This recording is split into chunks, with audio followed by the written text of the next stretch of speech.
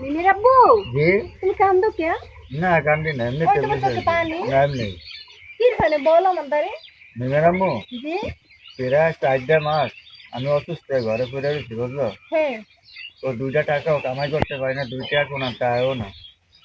আজকে রোজার মাসটা পোলা পান্ডে 2টা ইফতারাই না দেবো দিতে পারি না। তুমি চিন্তা করো না, আমি থাকছি।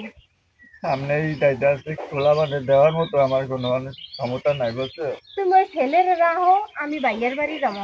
তুমি ভাইয়ের বাড়ি যাবা? হ্যাঁ। কি করতে যাবা তুমি? আমি আমি যাবো, আমার কাজেই আমি যাবো। তুমি কোনো চিন্তা করো না। যাওয়া লাগবে না তোমার। হয় আমি যাবো। তুমি ছেলের রাইতো, আমি বুকরা ফিরে যাবো এখন। আচ্ছা তাহলে যাও, চালু করে আইবা। আচ্ছা চালু করে এখন। মিমের আব্বু, হ্যাঁ তুমি কোনো চিন্তা করো না, আমার ভাইয়ের বাড়ি যাই, আমি কিছু না লই আমি আহুম না। যাবা এখন? হয় টাকা আনি আর বা ইফতার আনি, যেটা আমি আনবো। আচ্ছা তুমি তাহলে কোনো যাও। হ্যাঁ চিন্তা করো না, তুমি আচ্ছা ছেলেরে দেখো আমার। আচ্ছা যাও। আচ্ছা যাই। নিমের আম্মু হ্যাঁ। চালু করে আইবা। আচ্ছা।